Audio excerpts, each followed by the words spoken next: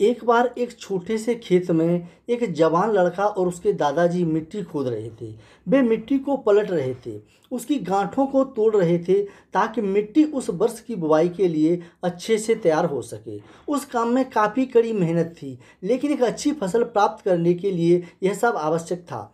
बूढ़ा आदमी अपनी 70 की उम्र में भी अच्छी तरह से कड़ी मेहनत कर रहा था। हाँ, थकान से वो भी काफ़ी हद तक हाँफ रहा था, उसके माथे से पसीना टपक रहा था, लेकिन फिर भी वह शिकायत नहीं कर रहा था। उसका पोता जो महज 17 साल का था, तंदुरुस्त था और ताकतवर था।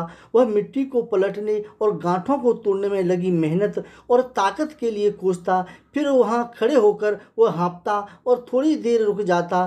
थोड़ा आराम करने के बाद एक बार फिर से काम शुरू करने लग जाता। थोड़ी देर बाद युवा पोता देखता है कि उसके दादाजी ने जितना काम कर जमीन को तैयार किया, वो खुद ने तैयार की जमीन से बहुत ज़्यादा है। पोता अपने दादाजी से पूछता है, दादाजी आप इतने बूढ़े हो, फिर भी आपने मुझसे इतना अधिक काम कैसे किया? दादाजी ने उसे जवाब दिया, उसे उम्मीद नहीं थी। जब हम किसी काम को मुश्किल मानते हैं और उसके बारे में ज़्यादा सोचते हैं तो सच में मुश्किल हो जाता है, और हम बिना सोचे जब उसे करते हैं और करते ही रहते हैं वो आसान हो जाता है।